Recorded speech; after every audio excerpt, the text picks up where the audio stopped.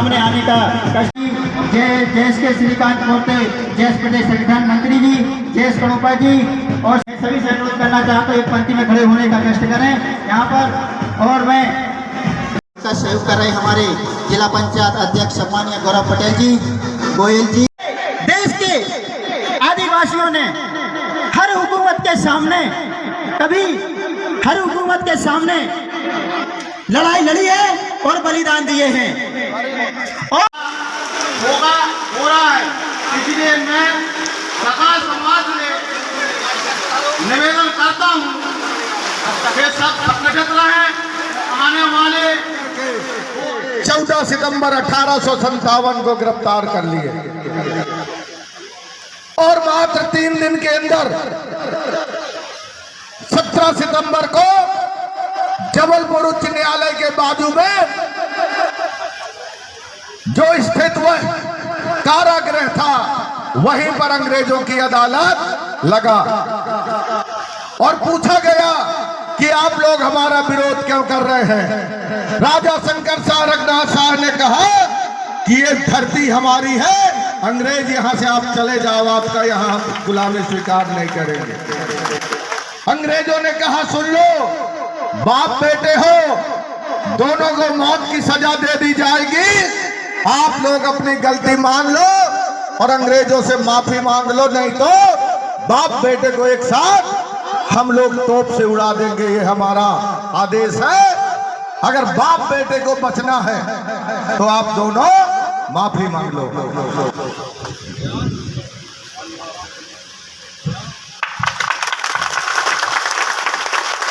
बाप को बेटा देखा और बेटा को बाप देखा और दोनों मुस्कुरा के बोले ये गौड़ है, ये माफी नहीं मांग।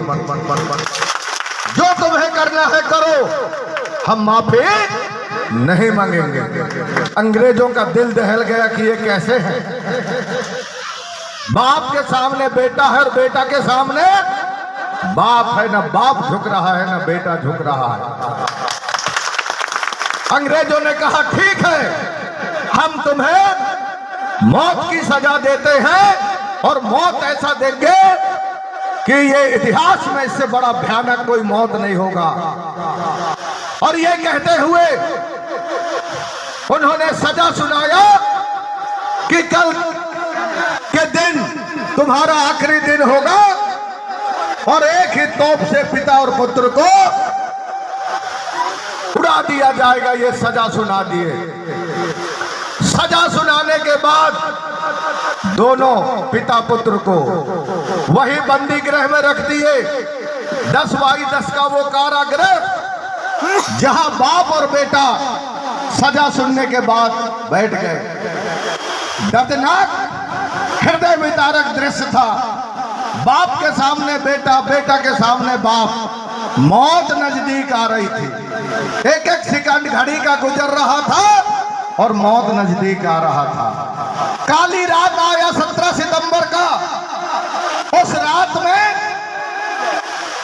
हर सेकंड बाप को बेटा देखता था, बेटा को बाप देखता था और रात्रि की काली डरावनी छाया नजदीक आते आते। पर मैं वीरता को नमन करता हूं। धन्य है वो महान वीर, इतनी काली डरावनी में भी न बाप ने झुका न बेटा ने झुका, वो लड़ते रह गए। 18 सितंबर 1857 को हजारों लोगों को बुलाया गया अंग्रेजों के द्वारा दहशत फैलाने के लिए। और वहां खुले आसमान के नीचे चौराहे में खड़ा करके पूछा गया कि आखिरी इच्छा बता दो, अभी भी एक मौका है, माफी मांग लो। उस समय कुंवर रघुनाथ शाह के पत्नी भी सामने जनता के साथ उपस्थित थी। और ऐसे स्थिति में जनता के सामने पूरा जनता और शंकर शाह का बेटा रघुनाथ शाह, उनके बहू, ये सब सामने जनता के बीच में थे। मैं बताना चाहता हूं, आखिरी शब्द अंग्रेजों ने पूछा तोप चलाने से पहले कि अभी भी माफी मांग लो, पर हमारे राजा उस समय भी माफी नहीं मांगे और अंग्रेजों की वह भयानक तो चल पड़ा और राजा शंकर साहब रघुनाथ साहब आज ही के दिन शहीद हो गए हमारे धरती के लिए, इस देश की स्वतंत्रता के लिए। ऐसे राजा के लिए जोरदार नगारा हम लोगों को लगाना चाहिए। राजा शंकर साहब रघुनाथ साहब, राजा शंकर साहब रघुनाथ साहब, बाप बेटा का यह बलिदान, बाप बेटा का यह बलिदान याद रखेगा हिंदुस्तान।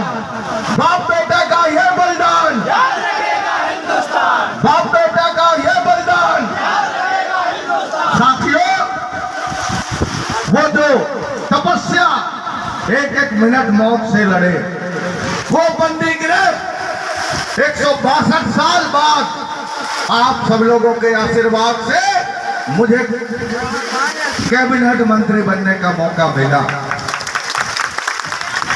मात्र 25 दिन के बाद 25 दिसंबर 2018 को मैंने शपथ लिया था और 20 जनवरी 2019 को मैं उस बंदी गृह के दर्शन के लिए पहुंचा। जब मैं वहां पहुंचा तो रविवार का दिन था, ऑफिस बंद था, मैं था और बेटा था मेरे साथ। मैंने कहा बेटा, ये है वो हमारे पूर्वज हैं जहां बाप बेटा मृत्यु की लड़ाई से लड़ करके देश के लिए शहादत हुए थे। आओ चलो हम देखते हैं। जब मैं गया तो देखा वो बंदी गृह में कचरा भरा था, उसका कोई देख रेख करने वाले नहीं। मेरे आंखों से आंसू आया कि हमारे पूर्वजों के तपस्या का स्थल, इतना भयानक तपस्या का स्थल और यहाँ कचरा भरा है। मैंने उसकी सफाई किया, तब मीडिया के लोग आ गए, उनको पता चला कि कैबिनेट मंत्री जी वहां पहुंचे हैं और अपने लड़के के साथ वहां सफाई कर रहे हैं। उन्होंने कहा कि नेतागिरी का ये एक टेरर है क्या? आप यहाँ नेतागिरी करने के लिए ऐसा काम कर रहे हो? मैंने कहा खबरदार, यहाँ पर नेता नहीं है, यहाँ पर समाज का बेटा आया है अपने पूर्वजों के पास, हम अपना समाज का काम कर रहे हैं। मैंने कहा ये हमारा समाज का स्थल है। उन्होंने कहा अब आगे क्या करोगे? अरे मैंने कहा देश की वीरता के लिए, देश के रक्षा के लिए ये हमारा बंदी गृह नहीं है, ये हमारा प्रेरणा का स्थल है। हम यहाँ से प्रेरणा लेंगे और इस देश के लिए जमीन पर हम जान निछावर कर देंगे प्रेरणा लेने के लिए। हम मैंने प्रेरणा केंद्र का वहीं पर जानकारी दिया कि इसको मैं प्रेरणा केंद्र बनाऊंगा और आप सब लोगों के सहयोग से मात्र 2 महीने के अंदर 3 मार्च 2019 को जो वहां वन विभाग के अधीन जमीन था उसको मैंने हमारे आदिवासी संग्रहालय और हमारा प्रेरणा केंद्र के लिए करोड़ों को जमीन को आरक्षित करते हुए 5 करोड़ रुपए की राशि मैंने स्वीकृत किया कि इसका विकास किया जाएगा। ये हमारे कुंवर राजा शंकर साहब और रघुनाथ साहब का बलिदान का एक छोटा सा हमारा कार्य हमारा प्रारंभ हुआ।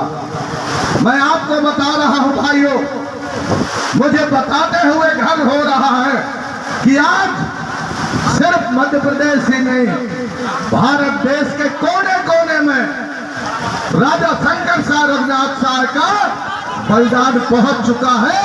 मैंने 1 लाख जीवनी छपवा करके देश के कोने कोने में भेजा कि ये हमारा राजा शंकर साहब और रघुनाथ साहब का शहादत का ये कथा।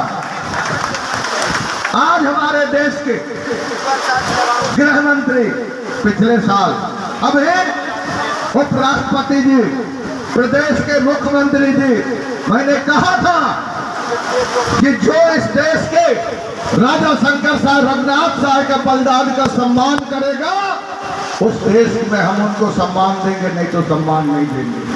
आज वो लोग हमारे राजा शंकर शाह रघुनाथ शाह के बलिदान स्थल पर याद कर रहे हैं। मुझे बताते हुए गर्व हो रहा है। अभी मैंने ये सिद्धांत बनाया है कि मैं कहीं भी रहूं 18 तारीख को कोशिश करूंगा कि सबसे पहले दीप प्रज्वल करके नमन मैं करके वहां का उनके आदर को नमन करने का काम शुरू करूंगा। और मैं मुझे बता रहा हूं कि आज मैंने सुबेरे सबसे पहले जाकर के दीप प्रज्वलित करके मैंने उनके हमारे राजाओं के वीरता को नमन किया है। उसके बाद आज आपके बीच में आया हूं। मैं जबलपुर वालों को बोला कि हरिराम भाई, हमारे नोहटा के हमारे समाज के लोग बहुत बेसब्री से बहुत दिल के गहराइयों से मुझे बुला रहे हैं। मैं कहा मैं जरूर वहां उपस्थित होता हूं। इसके बाद मैं तुरंत आपके बीच में आऊंगा। इसलिए साथियों, मुख्य अतिथि के रूप में तो हूं, पर मैंने पहला संबोधन के साथ आप सब लोगों से चर्चा अपने विचार रखना चाहा कि अभी जाकर के जबलपुर में भी मुझे हमारे पूर्वजों का सम्मान बढ़ाना है। और जो महामहिम उपराष्ट्रपति महोदय आए हैं, जो मुख्यमंत्री आए हैं, उनको बताना है करंट मार देता पानी में।